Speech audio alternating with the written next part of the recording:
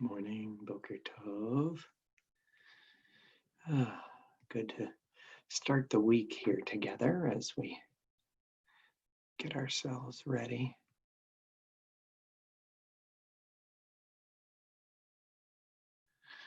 Oh dear.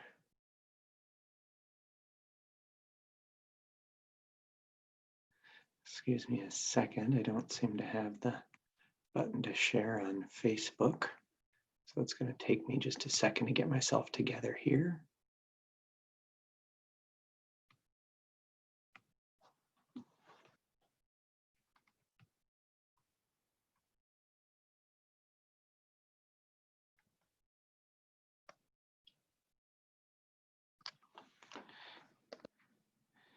Yeah, maybe more than a second, but we'll do our best.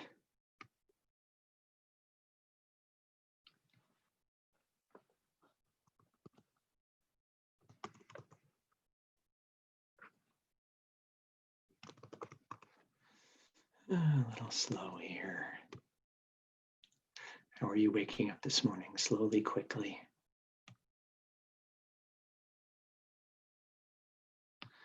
It's taking me just a moment.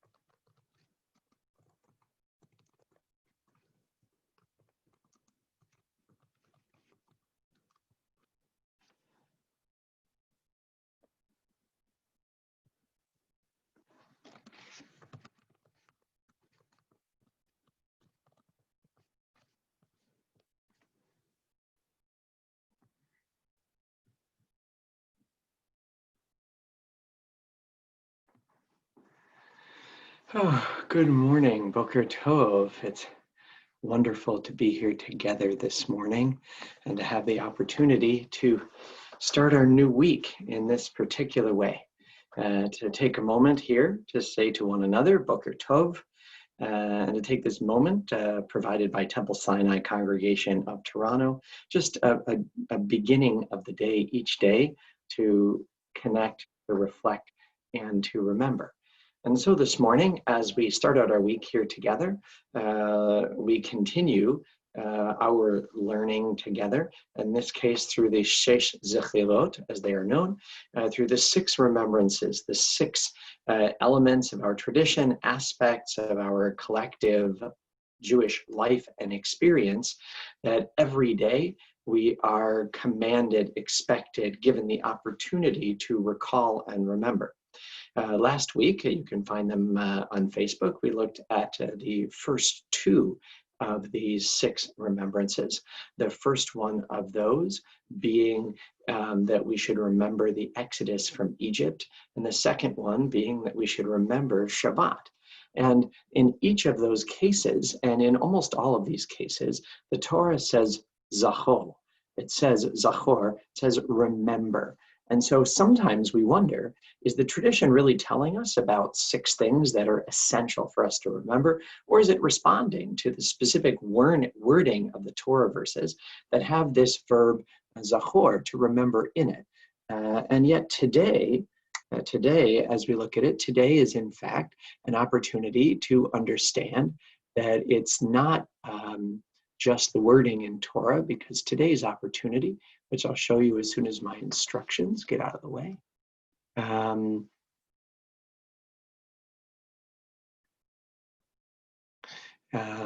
Today's instructions tell us that what we need to do is that we need to recall and maintain our connection with this original moment in the life of our people. In Deuteronomy chapter 4, it gives us these following words, because today what we need to remember is Ma'amad Har Sinai, is the time that we stood, the standing at Mount Sinai at Horeb, the two biblical names for the place where this meeting took place between the Eternal One and Israel. And right, it doesn't say, remember that you were given the Torah.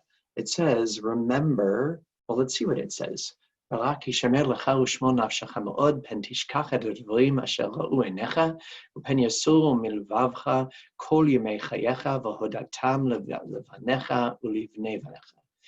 take the utmost care and watch yourself very closely so that you do not forget the things that you saw with your own eyes, so that they do not fade from your mind, from your heart, as long as you live.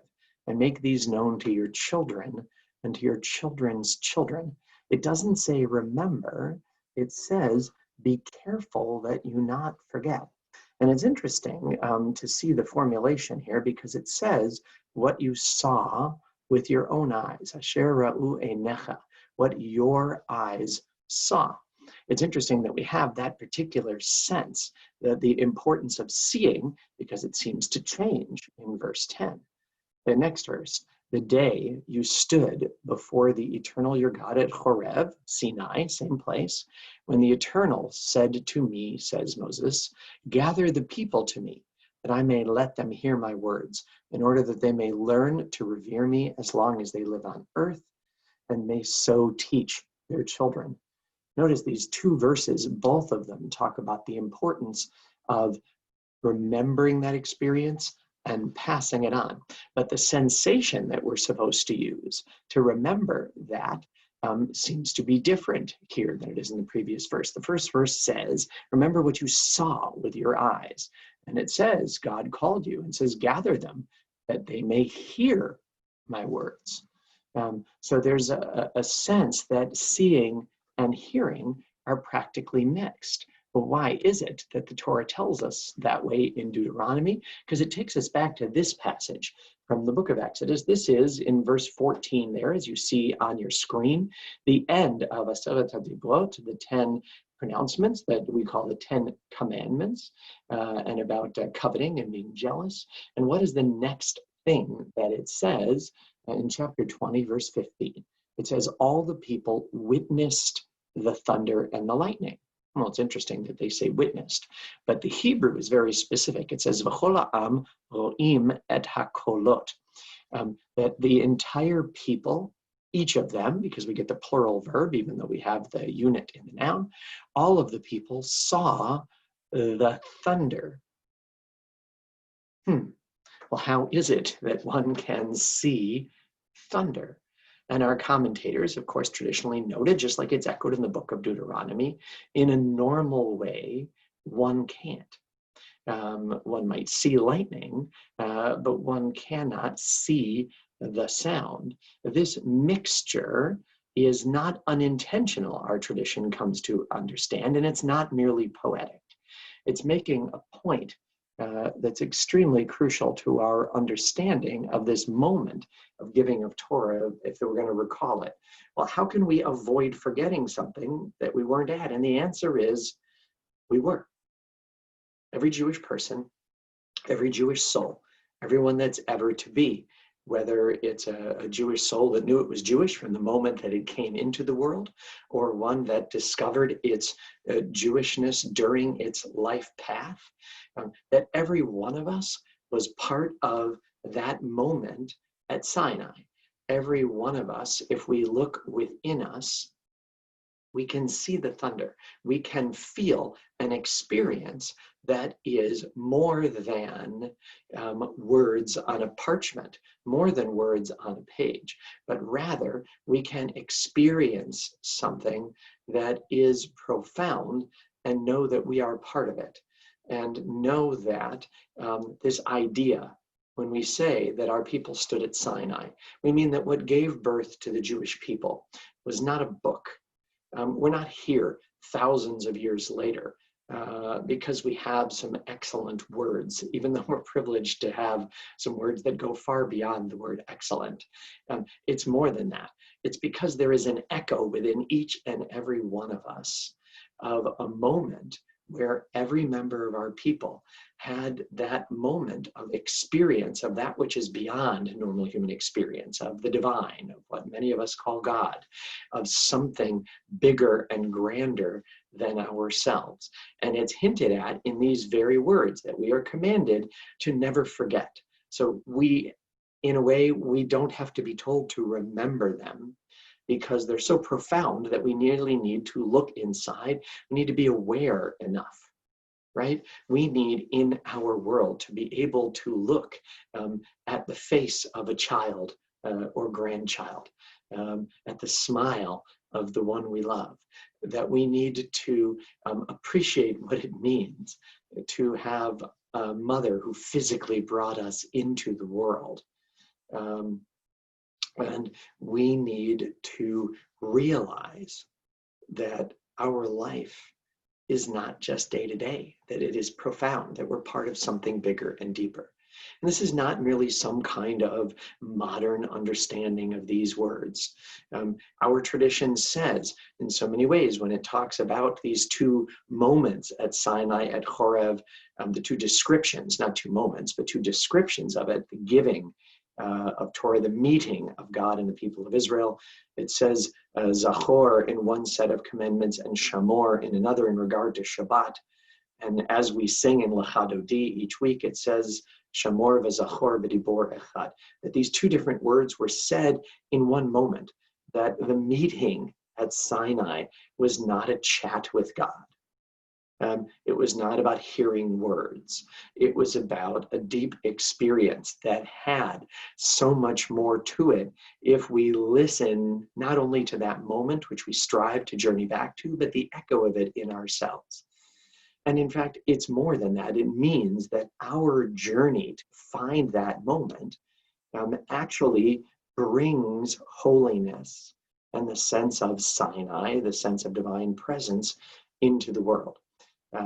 There's a commentary that I learned many years ago in a Talmudic passage that talks about, that asks, and I love the way our people, both ancient and modern, have that sense of humor, that our people asked the following question: if this is not how we should relate to Torah, if in fact the people got together at this mystic location and God through Moses gave them a book, gave them a scroll, gave them 304,805 letters that make up every Torah scroll, and that's what it is, then they asked the following question: if the Torah was given in the early part of the journey during the wilderness, and much later there are so many rebellions, especially the rebellion of Korach that's reported in the book of Numbers that we'll get to, where Korach and his band rebelled and were punished painfully and immediately by God, then the commentator asked the following question: how come they didn't go to Moses, get access to the scroll, roll a little bit forward, see that it was going to work out really badly for them, and not rebel? Again, the question is asked tongue in cheek, I believe. The question is asked to get to the answer. And that answer says that when God gave Torah at Sinai, it was as if God gave the people all of those letters, a bag of letters. And as that generation of the wilderness made their choices, as they lived their lives, with God as partner, their lives wrote the Torah. Right? And it's an image, I believe, not for how did we get the scroll. It's a reminder that while the scroll is sacred, it is because it points us to this deeper opportunity for connection, for meaning, for spirit, for engagement, for all of these things. That the Torah is an instrument that allows us to access this, and so that our lives write a holy story. That's what we're able to do together. If we just say, wow, I have been to the mountain. I have experienced moments in my life that are greater than just these simple, plain moments. We're each at a different point along this journey, and there's no right point, but this third of the 6 remembrances challenges us each and every day to allow ourselves to be open to this bigger world, to give ourselves the potential, the opportunity to hear the echo of that moment in the history of our people, and to know that we are not alone, and that we are connected, and that our life can be, if we will, it will be bigger and deeper and more meaningful each and every day. Sometimes it's hard to remember or relate to these ideas when our face is down in the everyday, when we are just getting from one day to the next. And so often we do, and especially when our life is experiencing a crisis, not just the general crisis we live in now, but so many in our world who are facing illness or violence, who are facing conflict, or who stand on the front lines for all of us and make it possible for us not just to look at the next moment, because they help us have our basic needs met. And so for all, especially those who are battling this virus in senior care facilities and every place else, those of us who stand on guard, to all, and with all in mind, especially those who are isolated and alone, facing difficulty and illness, we offer these words of refuah. Mishaberach Avotenu Abraham Yitzchak v'Yaakov ve'imotenu Sarah Rivka Leah v'Rachel hu yirapeh et kol makoteinu yiratzon milfanecha Adonai Eloheinu lahachalimam ularapotam yishlach lanu mehera refuah shlema v'ateret shalom v'numar Amen. May the Eternal One bless and heal all who suffer. May it be the divine will to provide healing and strength. Reveal to us the holiness of life, the wholeness of shalom, and together we say, Amen. And now we take a moment and we give ourselves the opportunity to remember, to recall those who died in the last 30 days in the period of Shloshim, in recent days and weeks, those who died at this season in years past, those whom we've taken into our hearts with our own. And so on Shloshim, in the past 30 days, we extend our condolences to the families of Lauren Barsky, Hannah Glatter, Ruth Kelman, Marcia Mason, Pauline Milrad, Oved Benari, Andrew Kosman. And we also remember all victims of violence and terror, including the 22 victims of the mass shooting in Nova Scotia. It is also our sad duty to report the death of our member, Paula Rich, mother of Toba DeMario.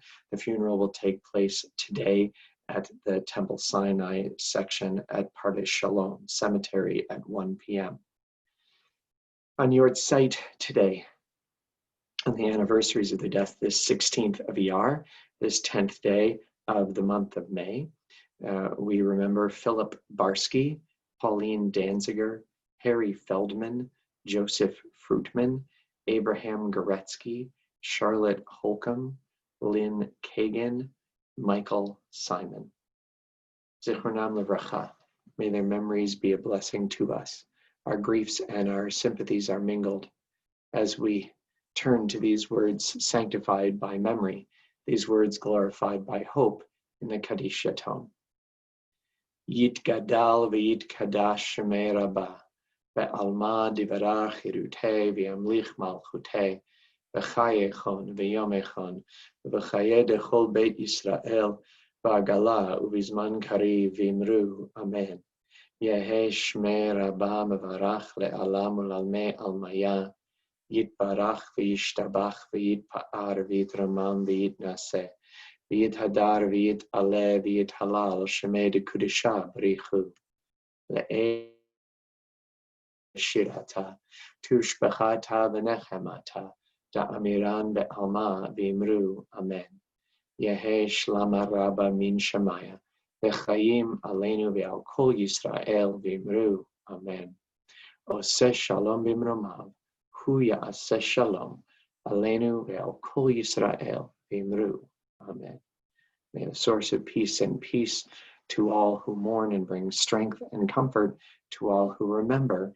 And together we say, Amen.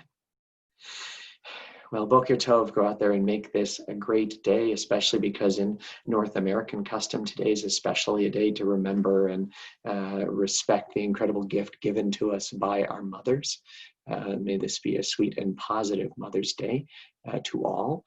And I look forward to seeing you again tomorrow morning as we greet the new day and take a look at our Torah portion of the week. Boker Tov.